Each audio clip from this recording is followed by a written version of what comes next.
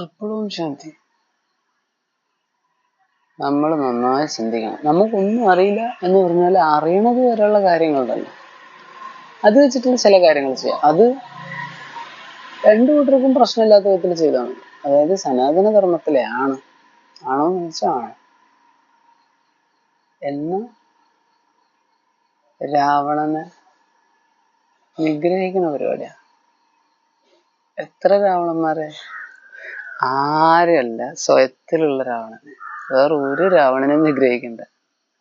സ്വയത്തിൽ രാവണനുണ്ട്. 5 വികാരങ്ങളുടെ കടുത്ത വിധത്തിലുള്ള രാവണന്മാർ ഉള്ളിലുണ്ട്. അതെന്താണെന്ന് തിരിച്ചറിയാം മെയിൻ. എന്നിട്ട് ലവനെ നിഗ്രഹിക്കലാണ് മെയിൻ പരിപാടി. സ്വയത്തിലെ രാവണന് അത് കുറച്ച് പണിയാണ്. ആദ്യം സ്വയം അംഗീകരിക്കണം. എൻ്റെ ഉള്ളിൽ രാവണൻ ഉണ്ട്. 5, 5ഉം 10 രണ്ടു കൂട്ടർ ചേരുമ്പോൾ 5, 5ഉം 10 എൻ്റെ ഉള്ളിൽ ഈ 5 എണ്ണം ഉണ്ട്. അതിൻ്റെ കുട്ടികളും പേരക്കുട്ടികളൊക്കെ ഇട്ട് ഒരുപാടുണ്ട്. 5 വിരലാണെങ്കിലും 5 വിരലിന് ഒരുപാട് വരകളും ഇതൊക്കെ ഉണ്ടല്ലോ. ഇതുപോലെ ഈ 5 വികാരങ്ങൾക്കും അനവധി റൂട്ടുകളുണ്ട്.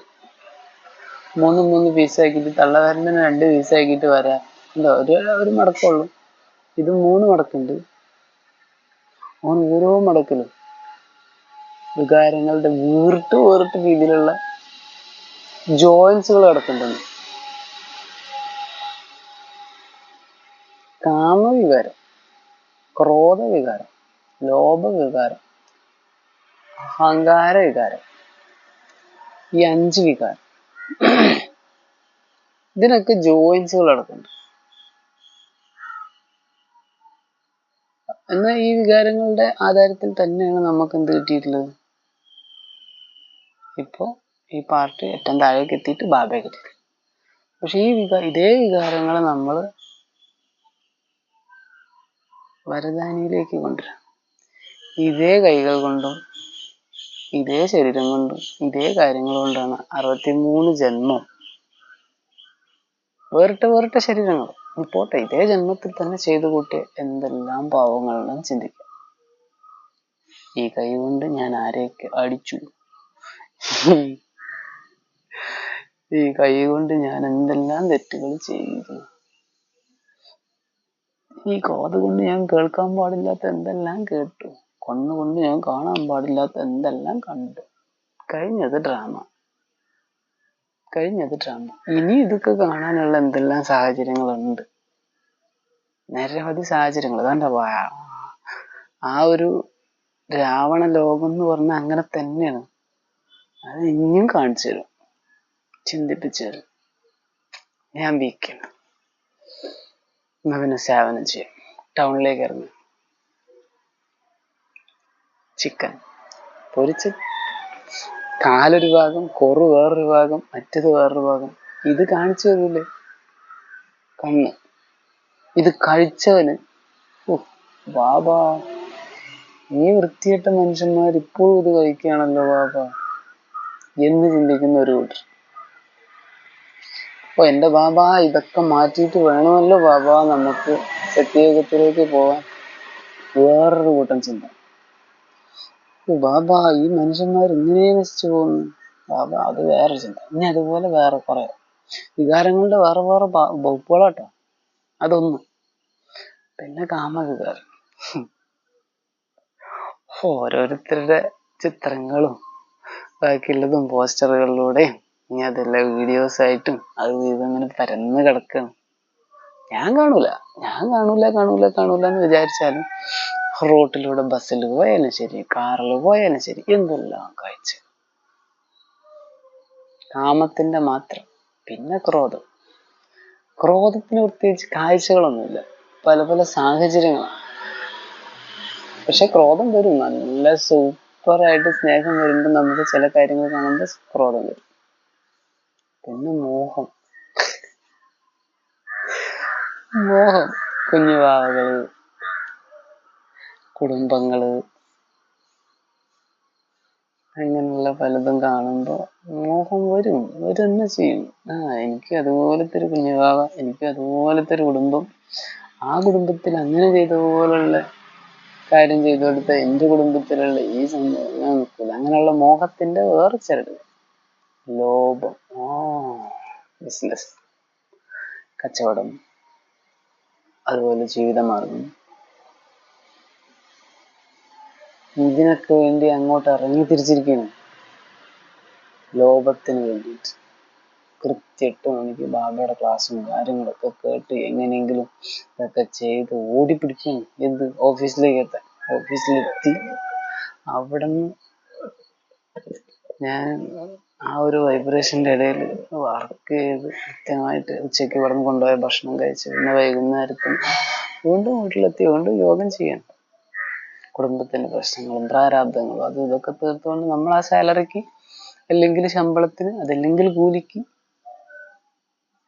കിട്ടിയ കൂലി അല്ലെങ്കിൽ കിട്ടിയ ശമ്പളം, ഇത് രണ്ടും ഉപയോഗിച്ചുകൊണ്ട് വീണ്ടും ഞാൻ ബാബയെ വിടില്ല എന്നും പറഞ്ഞുകൊണ്ട് ബ്രഹ്മകുമാരീസിലോ അല്ലെങ്കിൽ BBKയിലോ ഒക്കെ ആയിട്ട് കർമ്മം ചെയ്യണം. ലോഭം, പിന്നെ അഹങ്കാരം. ഞാന് കൽപ്പത്തെ ചനൽ ഭായി ആണ് കേട്ടോ. ഞാനിപ്പോ ബ്രഹ്മകുമാരീസിൽ കുറെ പ്രശ്നം ഉണ്ടായപ്പോ ഞാൻ അവിടെ നിന്നിട്ട് ഇറങ്ങി. ബാബ ഒരു സമയത്തുമ്പോ ഡ്രാമ ആ രീതിയിലാവും. ആ ഡ്രാമ ആ രീതിയിലാവുമ്പോൾ ഞാൻ എനിക്ക് പറ്റുന്ന വിധത്തിൽ എന്താണോ വേണ്ടത് വെച്ചാൽ ചെയ്യും. അപ്പൊ ഞാൻ സത്യത്തിൽ ഒന്നിൽ വരണമെന്നില്ലല്ലോ, എന്തും ആവട്ടെ എന്നും പറഞ്ഞിട്ട് ഞാനിവിടെ അഹങ്കാരത്തിലിരിക്കുക. ബാക്കിയുള്ളവര് അവരവരുടെ രീതിയിലുള്ള അഹങ്കാരത്തിൽ, സ്ത്രീയാണെങ്കിൽ സ്ത്രീ, പുരുഷനാണെങ്കിൽ പുരുഷൻ. ഞാനേ ബ്രഹ്മകുമാരീസിലെ 30 വർഷം യോഗം ചെയ്തിട്ടുള്ള ഒരു ടീച്ചറാണ്. ആര്? സിസ്റ്റർ, അല്ലെങ്കിൽ ദീദി, അല്ലെങ്കിൽ ദാദി. അപ്പൊ ഞാൻ പറഞ്ഞാൽ അപ്പുറത്തേക്ക് അവിടെ അങ്ങനെ അതങ്ങനെ നടക്കണം, ഇവിടെ എങ്ങനെ നടക്കണം. ഞാൻ അതാണ്. 4 മണിക്ക് കൃത്യം, 3 മണിക്ക് എഴുന്നേറ്റ് യോഗം ചെയ്യുന്നുണ്ട്, 2 മണിക്ക് എഴുന്നേറ്റ് യോഗം ചെയ്യുന്നുണ്ട്. അങ്ങനെ ചെയ്ത് ഇങ്ങനെ ചെയ്ത് അങ്ങനെ ചെയ്ത് ഇങ്ങനെ ചെയ്ത് ആ ഒരു അഹങ്കാരം, സെൽഫിൽ. എനിക്കാണെങ്കിലോട്ടാ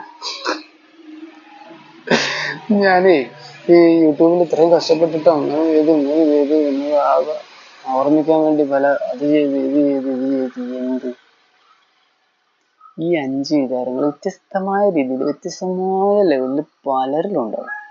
എന്നിലും ഉണ്ട്, കാണുന്നവരിലും ഉണ്ട്, ഇനി കാണാത്തവരിലും ഉണ്ട്, എല്ലാവരിലും. ചിലര് ഈ 5 വികാരത്തിൽ ഏതെങ്കിലും ഒന്നിനെ ചിലപ്പോൾ ഒതുക്കിയിട്ടുണ്ടോ, അടിച്ചൊതുക്കിയിട്ടുണ്ടോ, പുറത്തേക്ക് വരാൻ സമ്മതിക്കില്ല. കാമം, അല്ലെങ്കിൽ ക്രോധം, അതല്ലെങ്കിൽ മോഹം, അല്ലെങ്കിൽ ലോകം. അങ്ങനെ ചിലർ 5നെ ഒതുക്കിയിട്ടുണ്ടോ. പക്ഷെ ചിന്തിക്കേണ്ട എന്താ വെച്ചാൽ ഈ 5ന്റെ ഇടയിൽ കണ്ടോ, 5 വികാരങ്ങൾ നമ്മൾ 5 വിരലുകളായിട്ട് എടുത്താൽ അതിന്റെ ഇടയിലൊക്കെ ഓരോരോ മടക്കുകളും അതിന്റെ ഓരോ വരകളും ഇല്ലേ. ആ രീതിയിൽ ബാബ പറഞ്ഞിട്ടുണ്ട്, വരദാനി മഹാദാനി ആവോ. അത് റിസ്ക് ആട്ടാ. ഇതേ 5 വിരൽ ഉപയോഗിച്ചിട്ട് നമ്മൾ കൈകൾ ഉപയോഗിച്ച് ചെയ്യുന്ന അടുത്ത പരിപാടി വരദാനി മഹാദാനി. ലോക സമസ്ത സുഖിനോ ഭവന്തു. ഇതും പറഞ്ഞ് രാവിലെ ഇറങ്ങുകയാണ്. ഒരു വീക്ക് ഒരാണായിക്കോട്ടെ പെണ്ണായിക്കോട്ടെ. ഒരു സ്ത്രീയെ സംബന്ധിച്ച് വേറൊരു സ്ത്രീയുടെ വേറെ ഏത് വിധത്തിലുള്ള ചിത്രം കണ്ടാലും ഒരു പ്രശ്നം ഉണ്ടാവില്ല.